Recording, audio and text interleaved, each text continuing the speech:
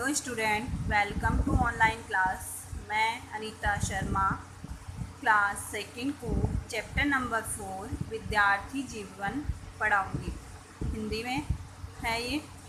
तो विद्यार्थी जीवन कैसा होना चाहिए, इसके बारे में इस चैप्टर में बताया गया कि हमें ऐसे कौन कौन से अच्छे काम करने चाहिए जिससे हमारा जीवन सफल हो सके, और हमें किन किन बुराइयों से बचना चाहिए, जैसे राजनीति गंदगी से। यानी राजनीति में क्या होता है, लोग केवल अपने बारे में ही सोचते हैं, और कठिन परिश्रम करते हुए सद्मार्ग पर चलना चाहिए, दूसरों की भलाई करनी चाहिए, कभी झूठ नहीं बोलना चाहिए।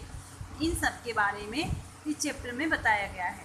तो आज हम सबसे पहले इस चैप्टर का क्या उद्देश्य है वो पढ़ेंगे। दिए गए पाठ में मनुष्य के विद्यार्थी जीवन के मूल तत्वों व सिद्धांतों के बारे में बताया गया है, जिन पर चलकर एक विद्यार्थी अपने जीवन में सफलता प्राप्त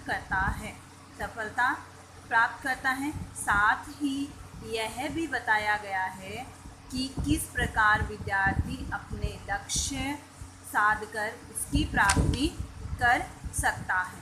लक्ष्य साधकर यानी अपने उद्देश्य को जानकर वह कैसे प्राप्त कर सकता है, लक्ष्य को कैसे प्राप्त कर सकता है।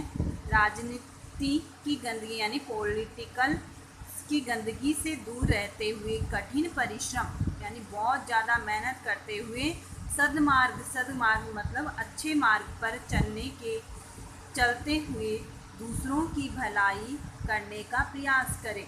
यानी कैसे वो दूसरों की भलाई कर सके। आगे हम पढ़ेंगे।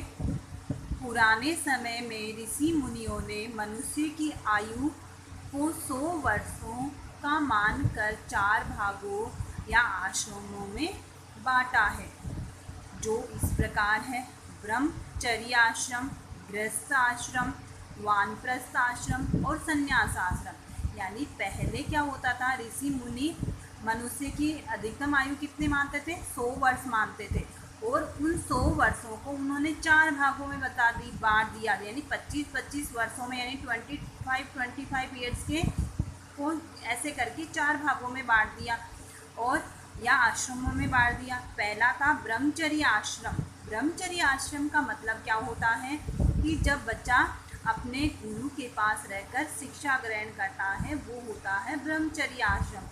फिर शिक्षा ग्रहण करने के बाद में वो किस आश्रम में आता था, गृहस्थ आश्रम में। गृहस्थ आश्रम में जहाँ उसका परिवार होता था, उसकी शादी हो जाती थी, उसके बच्चे होते थे, वो सब क्या होता था, गृहस्थ आश्रम।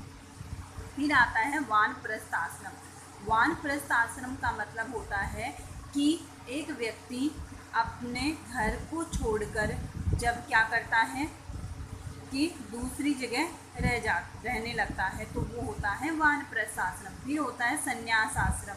संन्यास आश्रम में क्या होता है कि वह अपने किसी जंगल में रहता है और खाना पीना छोड़कर तपस्या करता है, वो होता है संन्यास आश्रम। फिर है ब्रह्मचर्य का अर्थ क्या होता है, यानी विद्या की प्राप्ति के लिए उत्तम समय काल, यानी हमारे जो ज्ञान प्राप्त करना होता है उसका जो उत्तम समय होता है वो होता है ब्रह्मचर्य आश्रम। ब्रह्मचर्य आश्रम विद्यार्थी जीवन का प्रथम पड़ाव है, यानी सबसे पहला जीवन काल होता है जिसमें मनुष्य क्या करता है, विद्या प्राप्त करता है। विद्यार्थी जीवन के आधार की नींव में इसे महत्वपूर्ण माना गया है। यानी विद्यार्थी के जीवन में ये सबसे महत्वपूर्ण समय होता है। जिस प्रकार कोई भवन मजबूत नींव पर बना हो तो वह लंबे समय तक टिका रहता है। जिस प्रकार एक घर बनाते हैं ना, तो नीचे जो ज़मीन में नींव बनाते हैं ना, जो दीवार खींचते हैं ज़मीन के अंदर, वो जितनी मजबूत होती है घर भी उतने ही लंबे समय तक टिका रहता है, यानी जल्दी से गिरता नहीं है। वैसे ही यदि हम क्या करेंगे, अच्छी शिक्षा प्राप्त करेंगे तो हमारा आने वाला संपूर्ण जीवन बहुत ही अच्छा होता है। इसलिए बोलते हैं, यदि जो मनुष्य अपने जीवन के 25 वर्षों में कठिन परिश्रम करके विद्या प्राप्त कर लेता है, वो क्या होता है, उसका जीवन क्या हो जाता है, सुखी हो जाता है। उसी प्रकार विद्यार्थी जीवन की कठिन मेहनत से प्राप्त सफलता पर ही शेष जीवन सुखमय होना निर्भर होता है। यदि मनुष्य क्या कर लेता है, विद्यार्थी जीवन में कठिन मेहनत कर लेता है और ज्ञान प्राप्त कर लेता है, तो उसका पूरा जीवन क्या हो जाता है, सुखी हो जाता है और उसके जीवन में कोई भी कठिनाई नहीं आती है। तो आज से आपको भी क्या करना है, यही प्रण लेना है और यही प्रण का मतलब होता है, यही आपको प्रॉमिस करना है कि आज से आप अच्छी तरह से पढ़ाई करोगे और कभी भी इधर उधर अपना ध्यान नहीं भटकाओगे, तो आपका जीवन भी क्या हो जाएगा, सफल हो जाएगा। बाकी का चैप्टर हम क्या करेंगे, नेक्स्ट वीडियो में पढ़ेंगे कि आगे हमारे क्या क्या कर्तव्य हैं विद्यार्थी जीवन में, वो देखेंगे। Thank you. आपको क्या करना है, ये पूरा चैप्टर वापस रीड करना है, ठीक है। ओके।